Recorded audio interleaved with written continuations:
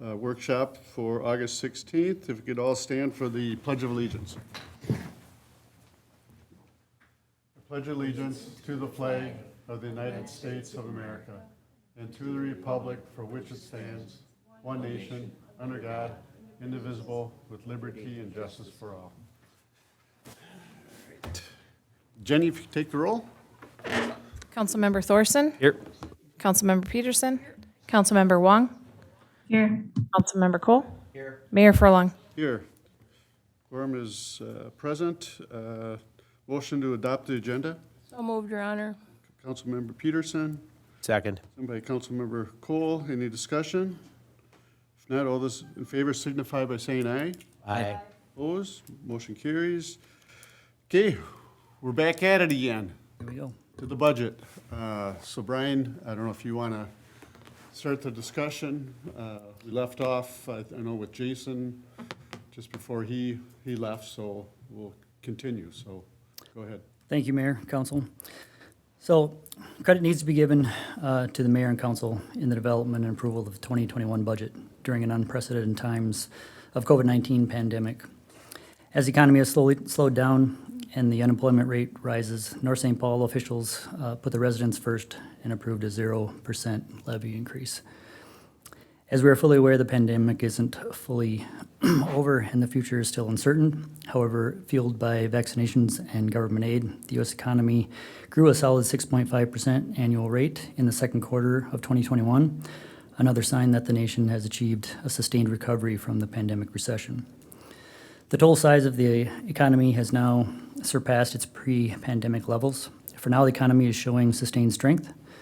Minnesota's seasonally adjusted unemployment rate remained steady at 4% in June, while nationally, the unemployment rate rose 0.1% in June to 5.9%. Again, the 2022 budget presents the challenge of balancing the welfare of our residents with the short and long-term budget decisions and its impact.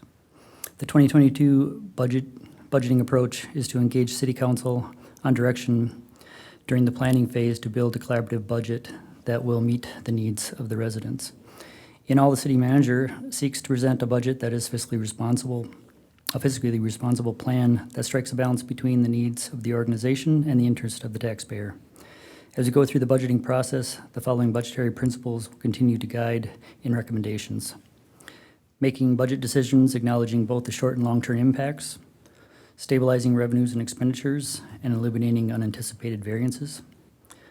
Funding operation at a level to provide quality services at a reasonable cost, maintaining structural balance and appropriate fund balance levels, considering additional investment when they help achieve the city's goals and provide a quality return to the community, seeking to make a connection between resources and results. On May 18th, 2021, the preliminary budget was presented and focused on funds that are supported by tax dollars / local government aid. This excluded utility and internal service funds.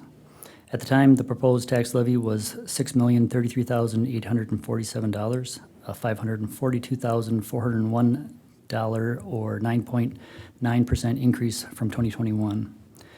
Based upon your recommendation to reduce the levy request, staff worked with department heads to reduce the budget. This workshop will again focus on the funds that are supported by tax dollars / local government aid. We will show you where we are at with the budget and seek further direction. The 2022 budget can be found by opening the following link, please.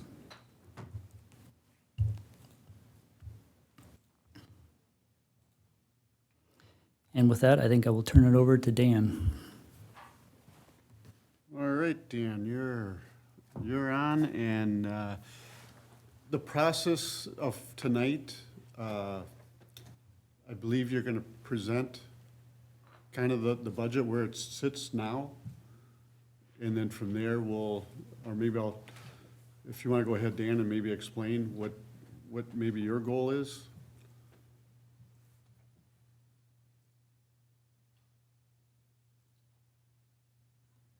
If that makes sense. Yeah, yes, Mayor and council members. What we're going to do this evening is we're going to be focusing on the levy portion of our budget, the general fund, and then I'm just going to show you on the HRA and the Economic Development Authority, if we were to levy the maximum per Minnesota state statute, what that levy impact would be. And then we're going to kind of take more of a dive into what the estimated revenues and expenditures are for the general fund, and kind of get your sense and feel of where we're at today, and kind of some direction of what we need to look at and work on for our next workshop. And so as I took over the job as the finance director here at the great city of North St. Paul, the last presentation on the budget was back in May 18th, and there was a 9.9% increase. So right away, I'm looking at 9.9% increase. That's pretty substantial. And so I had to, first of all, just try to get an understanding of what, contributed to that and what some of the causes were. And so if you be a little bit patient with me, I just kind of had the opening part here. I kind of looked at it as I wanted to see how the North St. Paul compared to other cities and townships in Ramsey County for 2021. And then I just kind of ran with the knowledge that a 0% levy was passed in 2021, which I absolutely give a lot of credit to this city council for taking the residents in concern, especially with the onset of the pandemic and complete uncertainty. But our economy is getting stronger. Still a lot of unknown with the Delta variant that's out there, what kind of impact it's going to have. But I think with the federal government giving a lot of stimulus packages, that the economy should continue moving forward, although we probably will see some sort of inflationary impact coming into our residents in the future here. But I kind of wanted to look at what happened in 2021 as far as cities and townships in Ramsey County, and on average, the cities and townships in Ramsey County had averaged a 4.09% levy increase in 2021, and you can see that there were 3 cities and/or townships, Maplewood, North St. Paul, and St. Paul, that went with a 0%, and it went all the way up to the town of White Bear Lake had a substantial levy increase last year.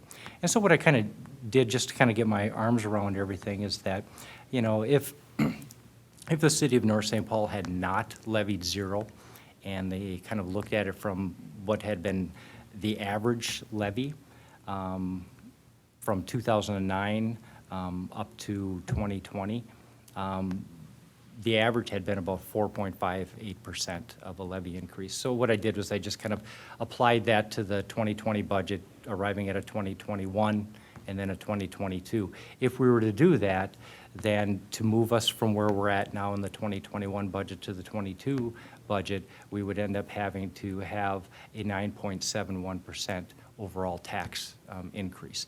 And so all of a sudden, that 9.9 didn't seem to be totally out of line, but yet it still was unacceptable. We had a series of meetings with the department heads, going through their budget, making sure that what had been presented back in May was the right numbers. We made some adjustments to those budgets.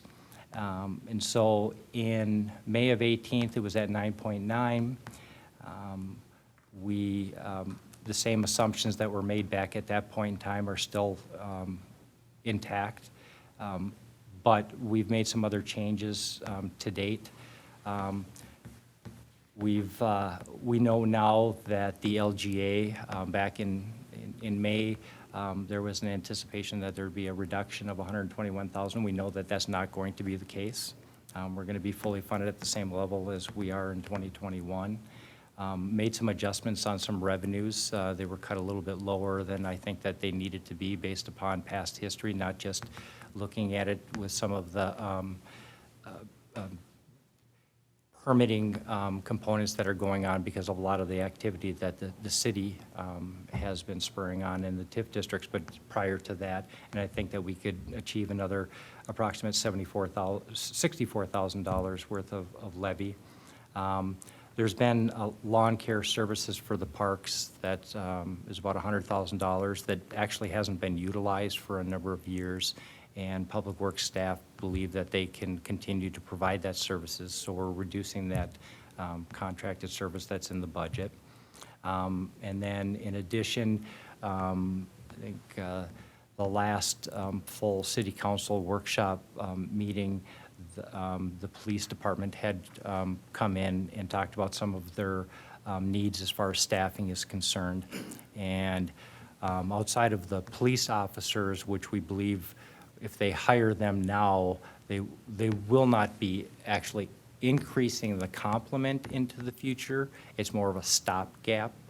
So those are not being included in the 2022 budget, but the city council did move forward with hiring a community service officer. That would be an additional in the complement. So we have that in the budget now at 0.725 of an FTE, which amounts to about $38,000. And then we have another addition, and I'm going to turn that one over to Brian to speak about. Thank you, Dan. If you don't mind, would you mind just going back to the police again? Because at the last council meeting, didn't we recommend, what was it, 2 officers? And then a 2 CSOs. community service. So those 2 officers aren't in the 2022 budget? The additional, no, they are not. I think in talking with Brian, I think he's taken a more conservative approach. So for the remainder, once they're hired for the remainder of 2021, we will have that additional cost of those 2.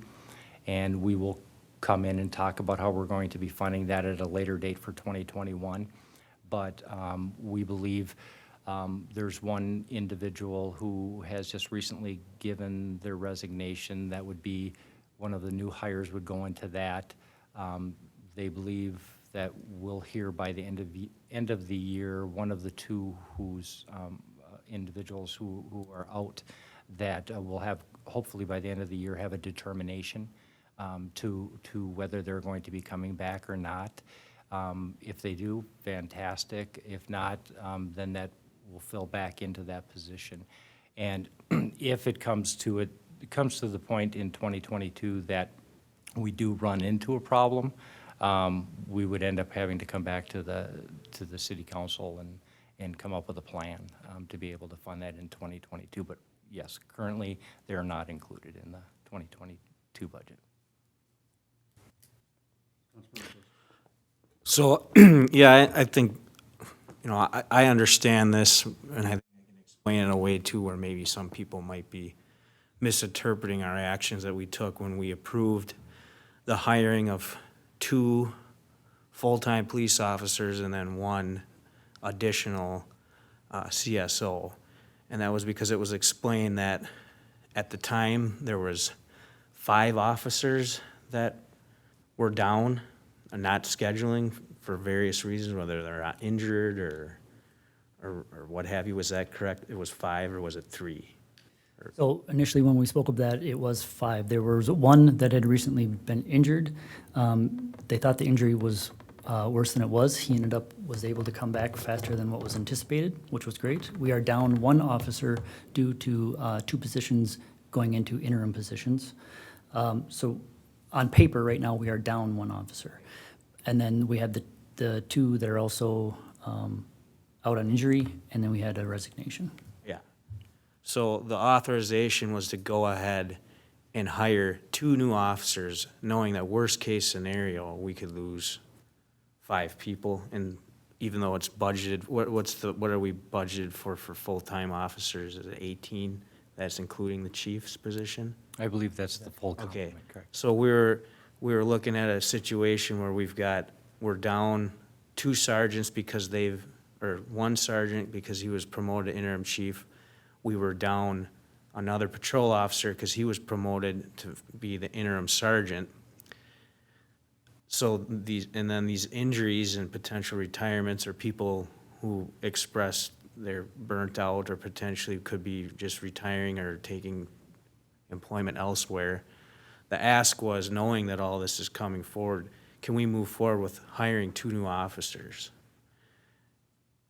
And so I'm following where you're saying, well, it potentially may not have an impact on our budget in 2021, but it could in 2022 in theory if all those positions come back. Now we're at 19 officers versus 18. And then the CSO, that's one of those positions where they were indicating that individual potentially could leave.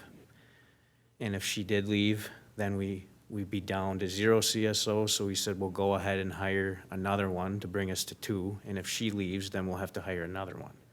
So it's just kind of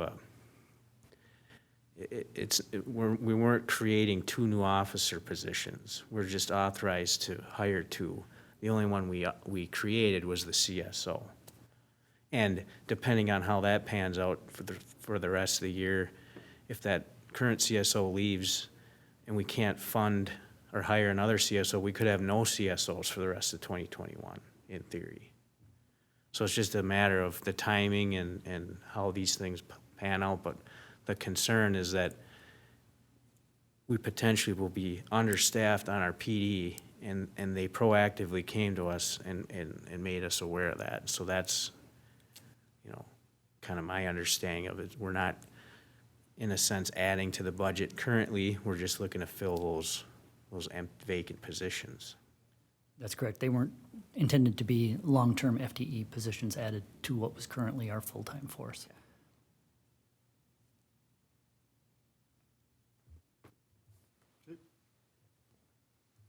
And then Brian will speak to the Public Works position. Thank you, Dan. So I'm recommending that Ron Ritchie be moved into the Public Works Director position. I know recently we have let some employees go. I have talked to our city attorney. I've also talked to our union, and they do not see any legal issues with this, moving forward with this. Ron's department is, full 9 FTEs, and he brings on anywhere from, 6 to 10 summer help employees as well for the work that they do. Ron's going above and beyond what his job duties have been asked of him. He's long been an asset to the city. He's shown strong leadership in this department and is well respected by his employees. The previous city manager put efforts into fulfilling some of the director's responsibilities, but they now fall completely on Ron, and Ron has done a good job in stepping up and fulfilling those needs, including budgeting and dealing with more policy stuff. So I would recommend that he moved into a director's position, which would, it's not putting him at full scale. I would recommend him putting into what the old director position was, which is a grade 18, level 4, or step 4, grade 4. That would give him 2 more steps to fulfill as he's learning more of the parts of the job that he doesn't currently know real well, but he's picking up very fast.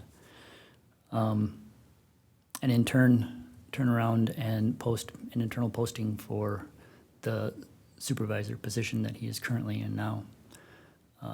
That's the way it was run before, and I think that would make for a healthy department in going back to that structure as well. So I'm just putting that forward, looking for your recommendations. And I think that we found that he's kind of in that same position that Scott was in. He just didn't have the manpower. He's fulfilling that role now as, what do you call it, a director position. That's correct. I mean, his role has changed quite a bit, and he really doesn't have somebody underneath him. If No. he leaves or, goes on vacation or whatever, he really doesn't have a supervisor that he can hand off to. That's hugely important for succession planning, as far as I'm concerned, as well, yes. I mean, I would agree with that. I'm actually asking for that recommendation immediately and not waiting until 2022. I just want to make that clear. He's already doing it. He's been doing it. And I think he deserves it. He's a good spot, he's a good person for that position. Very well. Councilmember Thorson? So just to clarify on how this is gonna work then, so that the Public Works Director position was essentially vacated. Now we're gonna recreate it. He's gonna get promoted into that. His current role will be filled by someone potentially internally but if not externally. But if it is internal, then we would look to hire another Public Works employee to fill that if it's an internal promotion, correct? That is correct. Okay. Please. Good. I think that'd be a good move. I have a question. Oh, Councilmember Can you Wong. speak to the desire for internal promotion versus, an open internal and external search? Is Previously, that for the Public Works position, Lisa? For the supervisor position? Super.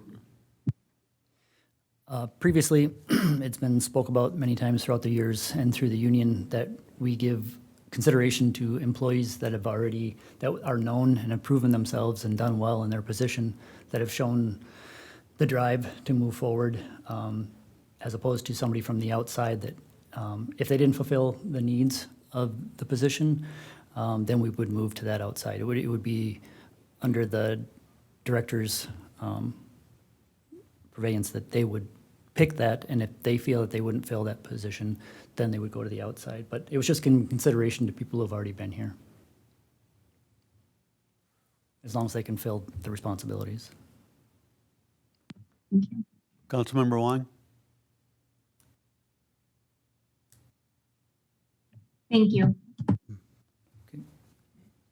Councilmember- Just to follow up on that, so in theory, if no one internally applies, then we would look to hire externally, or if only those who do apply, the director feels they wouldn't be able to fill that role, then we would look for external. So it's not just closing the door to external candidates, it's just being as how we're structured with the union, we essentially, I think it actually is in our employee manual too, that these positions need to posted internally first and have an opportunity for existing employees to apply, engage their interest, and see their qualifications before we open it up externally. Is that correct? It has been handled both ways, actually. But I think it's very important for a director to have more or less their right-hand man or woman that fill that position that they can get along with. I think that's hugely important for the productivity of that role.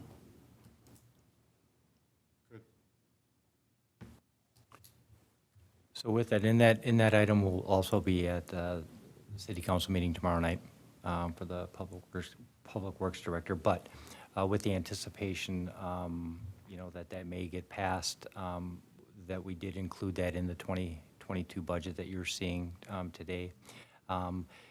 It's split between the general fund, a quarter, and then a quarter to each the water, wastewater, and sub-water funds. So the impact on the general fund is approximately $43,000 of the cost. And so with those different changes from the May 18th budget, we now have a proposed tax levy of about $5.8 million. That's a $339,000 increase, or a 16.16% increase from 2022. The proposed budget is a balanced budget, which preserves the general fund balance ratio at 35. That is your recommendation to hold it at 35%. In addition, state auditors recommend 35 to 50% of a fund balance ratio. It does not increase the reliance on the electric utility to operate the general fund and maintains the 2021 level of $300,000. That's a very important component. At one point in time, we were up to about $880,000, and we've kind of moved ourselves down to $300,000 of a reliance. What that does is it really shows well when we go out for bonds for the bond rating companies that we're more sustainable and that we don't have a heavy reliance on transfer ins. And so that has worked well to get us the best rates that we possibly can when we go for bonding. It adds the community service officer to the police staff. It adds a public works director position. All other 2021 funded positions are funded in 2022. There's no additional debt service for 2021. Road reconstruction projects for 2022 will be funded through the use of ARP funds and debt restructuring. We're currently looking at the possibility of, there's one bond that is eligible for refinancing. It's the 2014 issuance. which could save over its life approximately $140,000 because the interest rates are so low at this point in time. That's something that'll be coming to the city council in the very near future because we need to act upon it pretty fast so we can have it issued in November. And then also discussing the possibility of going out with bonded debt in 2022 as a possibility, but later in the year potentially, but not having an impact on our debt service. Part of the reason for that is that in the 2023, we have a significant debt that will be retired. That'll free up some capacity on our debt service. In other words, trying to not have a huge impact on the residents. It's the market value levy right now, and it's approximately $435,000 on an annual basis, so that'll free up some good space for us to be able to bond. And then the general and debt service fund levy will increase approximately to 6.2%. The HRA and the Economic Development Authority requested levies are the maximum allowed underneath statute. Both of them are approximately an 8.8% increase over 2021, and the overall levy increase is approximately 6.3%. This is our first year kind of an overall of using OpenGov, trying to give the story on the budget. And so I'll kind of show a little bit. It's also a learning experience for me on OpenGov. So what I've done is that I have made some spreadsheets that I think are a little bit easier to see all of the information, but I'll also show that on the OpenGov how if you hover or click, you can drill down a little bit and get more specific information. It's an excellent tool. It really increases the transparency for the city and for the residents. So I think it was a very good choice in moving to the OpenGov. So here's kind of just the quick look at the City of North St. Paul's levy for the general, the HRA, and the Economic Development Authority, kind of taking us from the 2021, where we were in May, and then where we are today.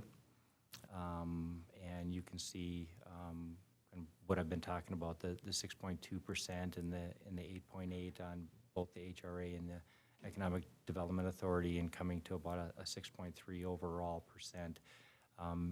Adding the CSO and the Public Works Director kind of moved us up from the 6 point up to about the 6.2%. We were closer to about a 4.9 at that point in time, but we're at 6.2.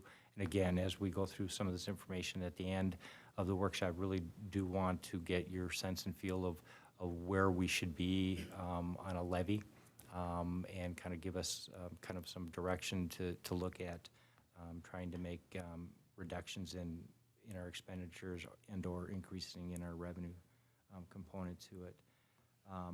So if we kind of look, this is an OpenGov format, which will kind of show you, if you hover over the bar graphs, it'll tell you the components and the dollar amounts that are included in each one of them.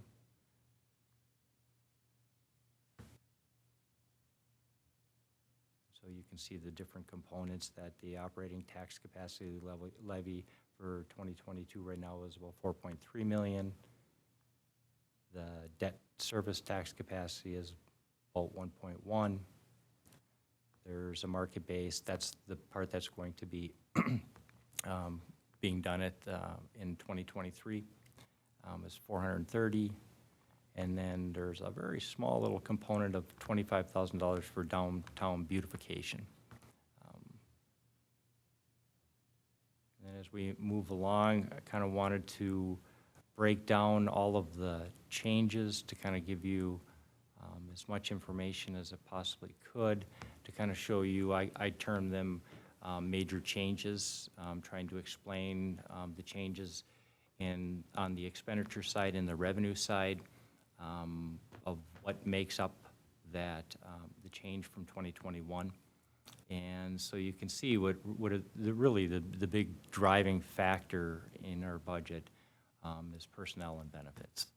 And you can see that funding of the of the positions that are that in the 2021 budget, in the 2022, amounts to $246,000 increase, or 5.38%. We have union contracts coming up at the end of this year. Negotiations will be starting in the fall time. I purposefully have not put the percentages that are in there. I'll be glad to talk to anybody outside of that. We just don't want to give any information. But we do have increases that have been more on the historic basis of what employees have gotten for the cost of living. And then we do have increases for health insurances built into that number. And then in addition, you know, it does include any step increases. And the step increases, you know, come on an annual basis. It does not include? It does. Yeah, it does include step increases that are on an annual basis until they reach that top step. So we haven't quite got there. You know, once you know the staff has achieved that step 6, you won't see as big of an increase. But right now, it's amounting to, you know, a significant 5.38% increase, and really that's really the driving factor in the budget. As far as professional services, in addition, in the personnel and benefits, you can see the 2 positions that we've been talking about, the community service officer and the public works director. Then in professional services, there's actually a reduction of approximately $50,000, largely due to eliminating the contracted lawn services, but we also identify some of the other increases that offset that reduction of $100,000. Internal services have remained pretty much the same, except for we've increased the equipment fund allocation increased by $52,500. Operating, there's a $9,000 increase on the fire services, cell phone plan and devices. The remaining other financing sources, which are basically transfer outs, capital and others, are pretty much remaining the same as they were in 2021. On the revenue side, there really has not been a lot of significant changes outside of approximately about $64,000 from where we were at on May 18th, but it's really more in line to what the 2021 budget is. But obviously, to balance this budget, it would require a levy increase, and that's where that $319,000 comes up. And then to give you a little bit more information, so you can see each one of the revenue line items, how they compare again to the 2021 budget, how they compared in May, and how they compare now, and also for the departments that are in the general fund, the city council, administration, police, inspections, general parks, and so forth. As you can see where some of the changes and shifts and increases are occurring. And then for the revenue, again, this is an OpenGov document that you can actually hover over, and you can see the dollar amounts and the percentage change from year to year, and you can go back and you can look at any year to see any of the amounts. And it's broken down by the category of our revenues. Again, there's the general fund expenditures. Same thing, you can go and look at all the personnel costs. It's by category, and then there's also one that if you want to look at it, you know, have a little table so you can kind of click on it and break down to see by category you know, the changes that have occurred in the budget. What does ad valorem mean? Is that just general taxes? Yes. That's Yes. just your general? It's basically your property tax. Yep. Never heard that.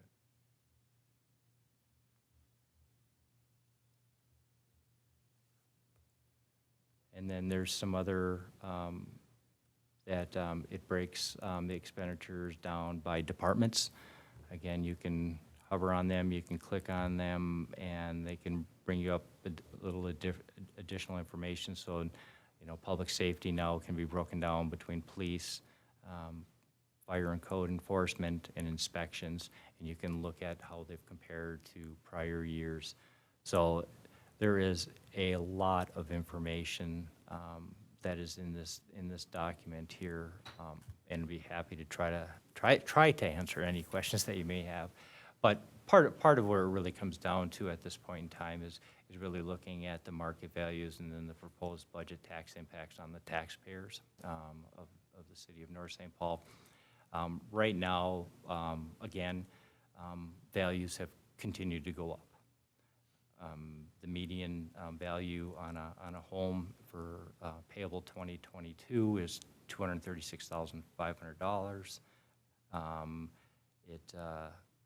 We've seen market values increasing, 4.7%. The median value went up 3.3%. Good news. Do we have that number? Is that a permanent number now? Is that an estimated? That is the permanent number that has been given. The only thing for the next component here that I wanted to be able to show the actual impact on a taxpayer, I'm waiting for one final number. I'm looking for the fiscal disparities distribution number that has not come in yet. They ran into a little problem. I'm told that I'm supposed to be getting it sometime this week. I was hoping that I would get it sometime today. But what I've done is just kind of made a kind of preliminary estimate of looking at the fiscal disparities. I think everybody's aware that the city of North St. Paul, remember I did work for Ramsey County Property Records and Revenue and actually did calculate taxes once upon a time in my younger days. And the city of North St. Paul would be referred to as a winner.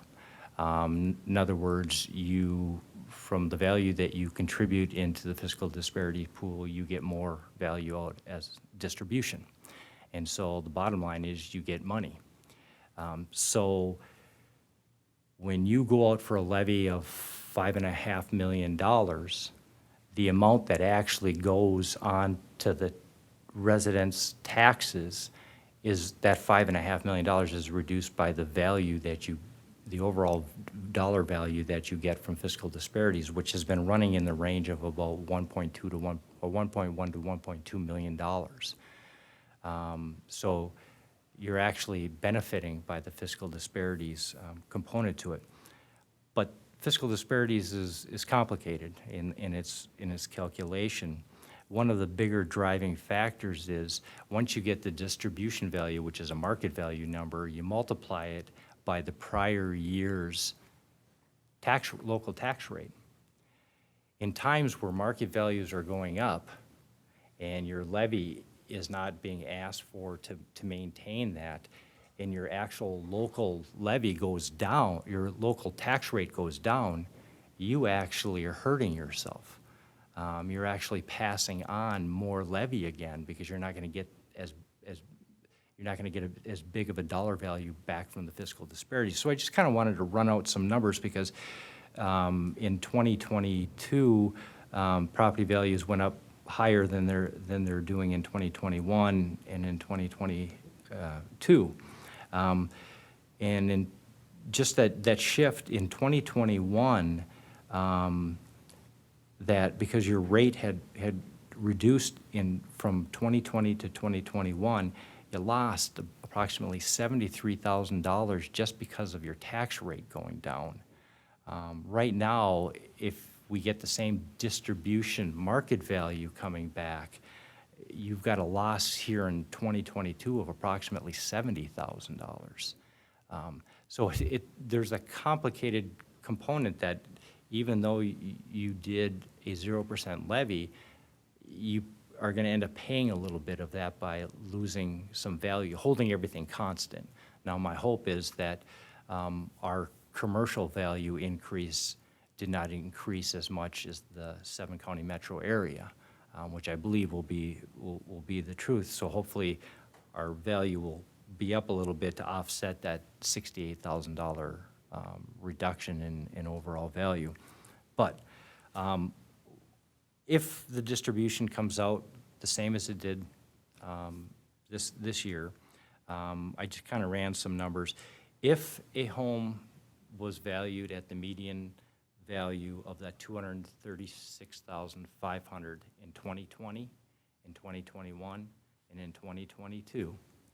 When you went to that 0% tax levy, you basically, with all the components, the city, the HRA, the Economic Development Authority, you gave the taxpayer on that value a $58 reduction. With what's being presented today at the 6.16% levy increase, and then the 8.8 on both the HRA and the Economic Development Authority, it would be a $54 increase. So in the 2 years, you actually, you pretty much break even for the resident on that, on the same valued home for all 3 years. So that's kind of where we're at right now.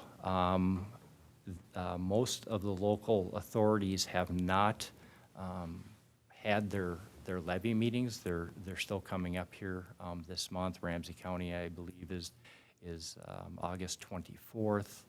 I think Roseville is like the 23rd. So we'll know more as we're moving forth to find out what some of the local jurisdictions are levying.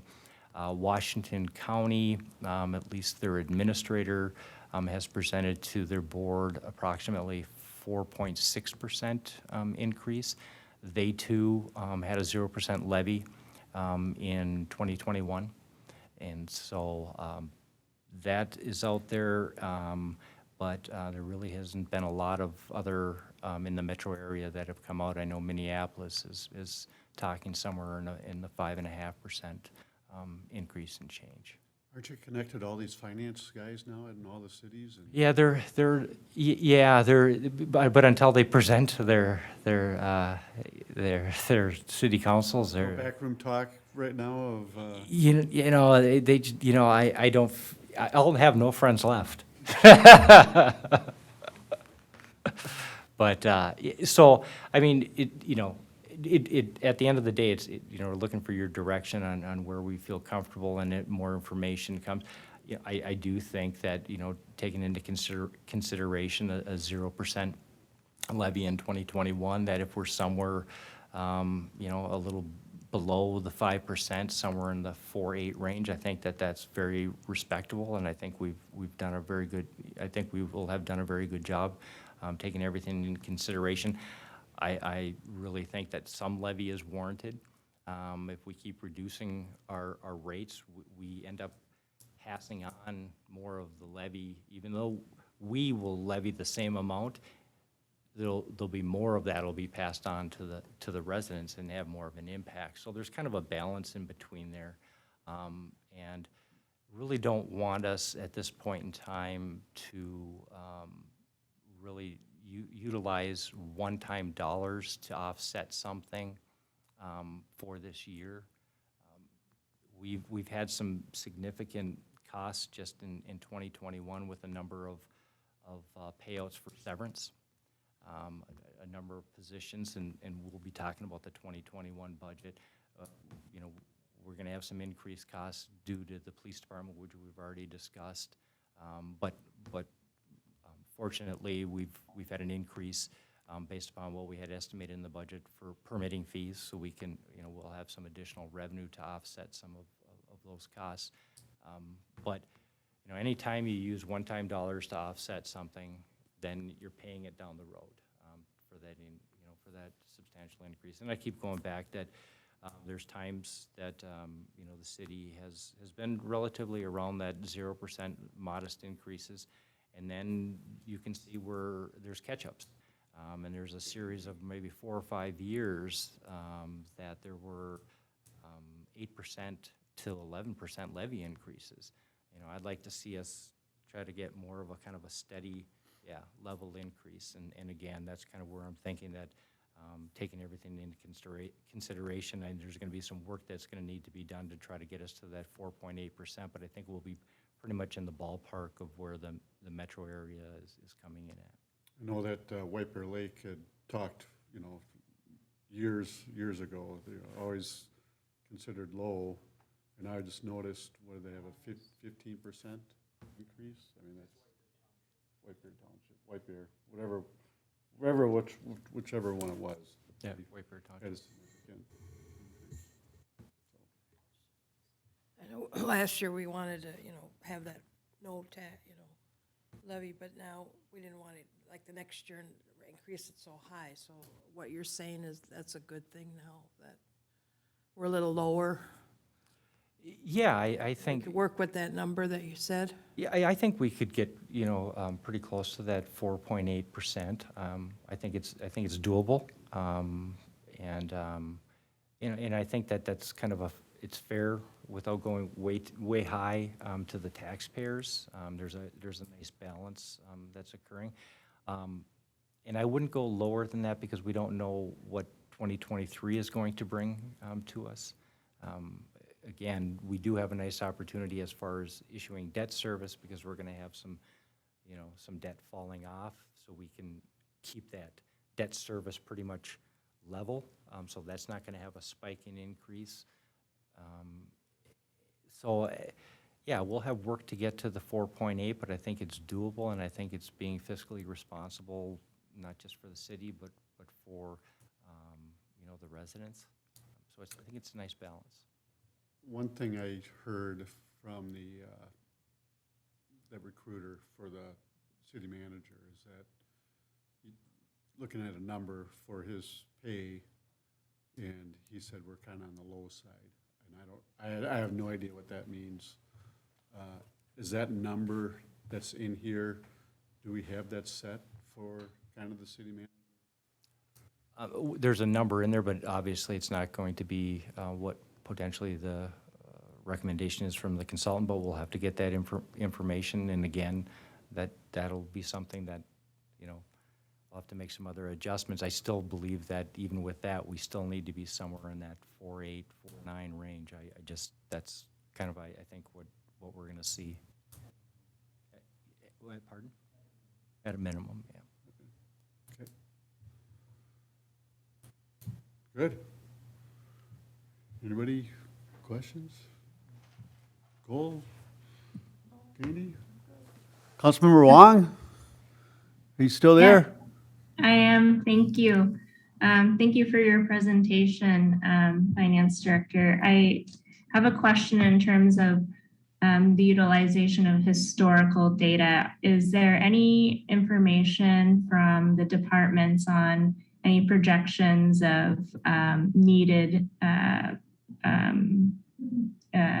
resources or equipment or staffing levels that we can foresee to kind of maybe help get a little bit better grasp of where we are today and then where we may need to be in the future? Do you want to take part of that? In discussions with the department heads, staffing seemed to be, there's current staffing levels outside of the police department and public works seem to be exactly where they needed to be. However, that needs to be relooked at as some of the redevelopment continues. But, historically, it's always been known that, residential, a higher density of residents versus a commercial or industry requires more services. So it more services on your police, your fire, and so forth. So that really does need to be looked at as the population grows with some of this redevelopment that's occurring right now. So absolutely, Councilmember Wong, that's an excellent question. That's something that we need to be looking out and planning out into the future. One of the workshops coming up in the future to address your other component to that is that we will be looking at a comprehensive capital improvement plan. And so there's been a lot of efforts with the department heads to compile a lot of that information. And so we'll take a look at what that means moving forth into the future. Obviously, trying to get to that, 4.8, 4.9 part, there's some components that won't be able to be incorporated into that, but that's something that we definitely need to, our choice for 2022 is increase the levy a little bit higher than that 4.8. 4.9 range, or we start to implement that in the 2023. But we'll be bringing that forth Councilmember Thorson. Yeah, I just wanted to kind of follow up on, last year, we got almost 900 and, I don't know what it was. I tried looking it up and couldn't find it, but it was somewhere in the right range of like $916,000 in the CARES Act. And initially, the plan was just to allocate all of that to public safety, which then would in turn free up that same amount within our general fund. And then per our policy is if there's a surplus, that money gets allocated to different fund balances. And we did end up doing that business grant program, which is, I want to say, is like around 560,000.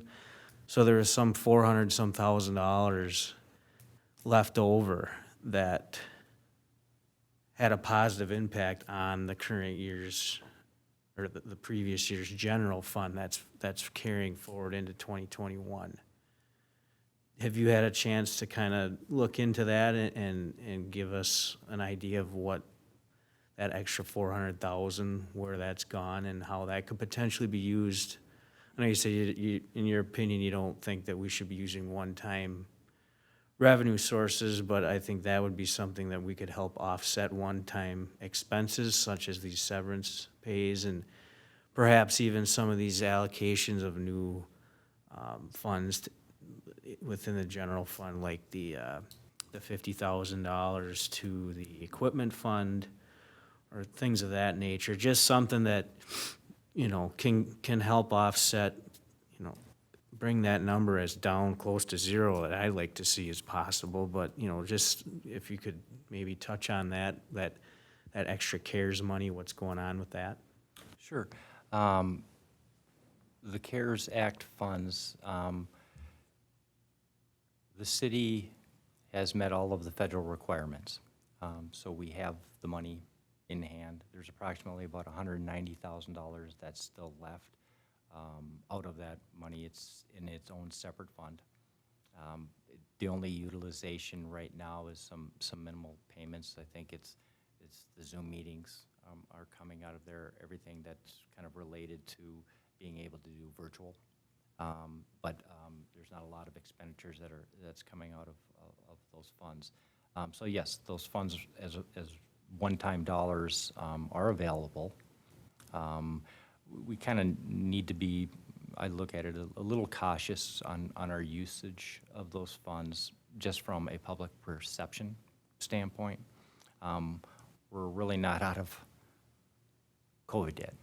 And we don't really know what is going to be coming up here in the coming months and or in the fall time. So part of it is we do need to do some sort of responses for COVID and the impact that it may have on the residents. That would be, to me, my recommendation to be the top priority of the use of the funds. Outside of that, yes, you could utilize that to offset some, what I look at as one-time expenditures. The equipment component that we're trying to increase is that we're trying to increase that and not just with one-time dollars because is needed to be funding the equipment replacement, which will be a part of the CIP that we talk about here in the next couple of weeks. So if we were to infuse that one-time dollars to reduce that $52,000, then we would have the $52,000 gap plus the plan to try to get it up to where we need to be funding it for the future to take care of all of our equipment, and obviously we have a lot in the police and the fire and in the public works, so we need to be mindful for that. But yes, as far as some of the severance payouts, again, I mean that could be it's one-time expenditure. You've got a one-time revenue source. They could match up to that. That would be a good use. So I think you, Councilmember Thorson, I think you've given a lot to think about. I'll kind of dive into that and see what we can come up with and potential some options that we can bring back to the City Council next time. And maybe if we could get like a recap of, the full CARES Act amount that we have, the full amount that we did distribute for the grant, and then what we've spent the money on, and then what the balance is, and then maybe we can have discussion on how to if there are general fund things in that, or in future budget discussions when we talk about enterprise funds and other fund balances, we can get a kind of an idea of how those are gonna be allocated and used. Absolutely. If I may, one area in which we can maybe think about as a potential for the CARES Act funding that I may see line up with what Councilmember Thorson has alluded to in terms of usage of one-time fees is Lexipol as a service that is being purchased. It is technology-based, so I think that may have been eligible for the CARES Act funding. Is there an opportunity for that? It seems like it's an ongoing for the next 4 years or so, but is there an opportunity to make a single payment? Councilmember Wong, I think that's another fantastic suggestion, and I'll look into that. And again, in our next workshop, we'll bring options and recommendations.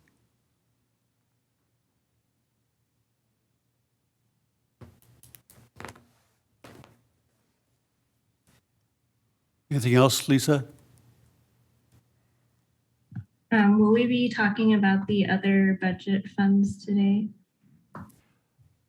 No, not today.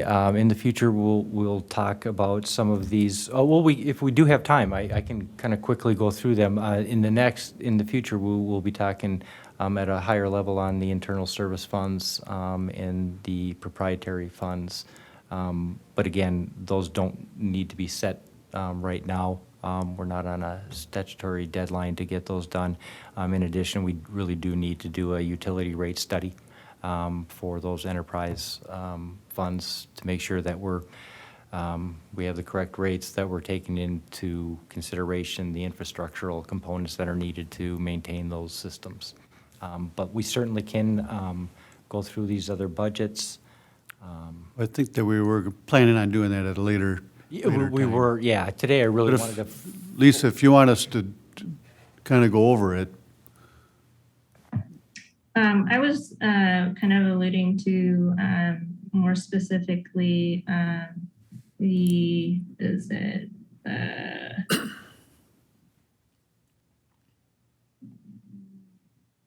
did it go? Well, I was looking at the recommendation from city manager in regards to the downtown beautification. And whether there may be an opportunity for us to work with the CARES Act funding in that regard. From the perspective of the benefit of local businesses, we've already invested, I think Councilmember Thorson said about $560,000. And so if we're looking at expanding outdoor seating and the things that would help benefit local businesses and continue to support additional seating, whether that can be used in a form of a grant through the CARES Act funding rather than a continual community event, or sorry, a fund just for downtown beautification, whether that can help offset some of the tables and things of that nature. Does that make sense? I think we need to have a workshop discussion in regards to the downtown of the tables and outside seating. I agree, Mayor. I think there's a lot to go over with that and what's expected and what we are able to put forward for that. So I think that needs Try to, that sooner than later at one of the workshops. I think at this point, no matter what, we'd be looking at next year for that type of deal. But I think that's a pretty detailed conversation that we need to have in a workshop, yes. Yeah, I would agree. Thank you. Councilmember Thorson. Yeah, just one item too for clarification. I think this is relevant to this topic and using funds in that way. And like I said, initially, the plan was to just allocate the full CARES Act to public safety to kind of give us time to put together a plan and rather than feel rushed because we were up against deadlines and the money was issued to us in July. We had a hard deadline of, I think it was November 15th, and it actually fell on a Sunday. to spend it, because if we didn't spend it, it went back to the county, they had a deadline to spend it, and then it went back to the state, and then if they didn't spend it, it went back to the feds. So, you know, given that all that was going on in 2020, it just kind of got pushed back to the point where we had an EDA meeting in October to put something together, and in talking to at the time, the finance director and our city attorney, it was pointed out that we as a municipality, as a city, we can't issue grants. It's a unique thing where the CARES Act money was allowed to be used as a grant, but it had to be through that CARES Act. So we would have had to have expand the dollar amounts that we gave or extend the deadline to get more applicants, but from my understanding now, that window is closed because all that money has been spent and allocated. So, you know, I understand what Councilmember Wong is saying, that potentially we could use some of this leftover money that now is in the general fund or in these fund balances, that whatever the balance, he said it was around 200,000 that's left over.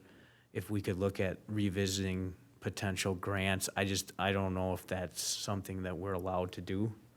Because again, that was the clear or explanation from our attorney, is that, you know, a city can't use taxpayer dollars to issue grants in that way. But there are other ways of doing that through this, I guess, this downtown beautification fund, and spending money on things like that potentially could be something that we could look into. But just wanted to clarify that we as a city can't just start issuing grant money. I think, Dan, that's your job.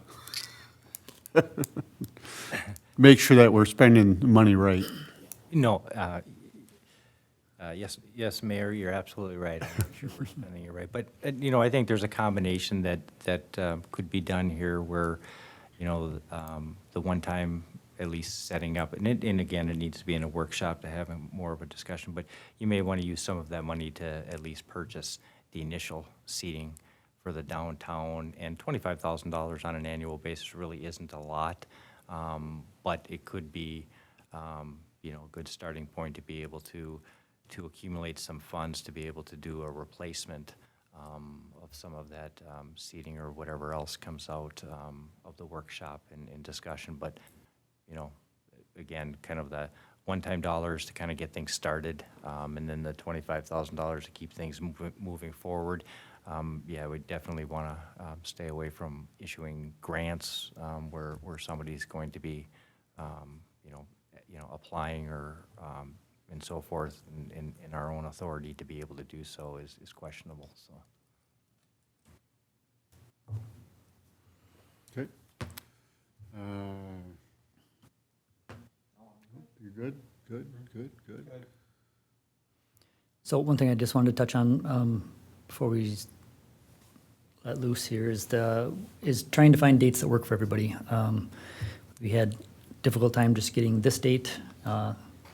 Thank you, Councilmember Wong, for being able to come in through Zoom. I know this wasn't the best for you. I'm sorry about that. Looking for dates that works for everybody, being that we're in the summer, people are taking vacations. We're under the deadline of being able to pass this by the end of next month. If we could figure out by looking at your calendars what works best for you for our next budget meeting, that would be great. The date that I had where everybody where it was available is Tuesday the 14th. And talking to Finance Director Wyneck, that date is kind of a little bit too late. Would like to get it in that first week. And Wednesday the 8th would be a potential date, minus one council member is not available. Otherwise, oh, you can, okay. So everybody can make the 8th work then? Does that work for everybody? It works. Wednesday the 8th then at 5 PM? Yep. Okay. Thank you. It was easy.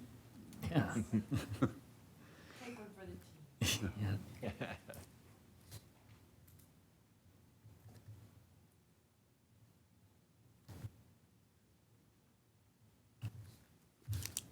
Do 5 o'clock. Does that work for everybody? 5? I think it works good. All right. That's all I have. Ian, good job. You know, just jumping on board here. Oh, definitely appreciate it. And Brian, you too. Jenny, thank you. All of you. We work together and get this done. It'll be good. All right. Any other questions? Motion to adjourn. Thank you. Moved by Councilmember Thorson, Second. second by Councilmember Cole. Any discussion? Not, all those in favor signify by saying aye. Aye. Opposed? Motion carries.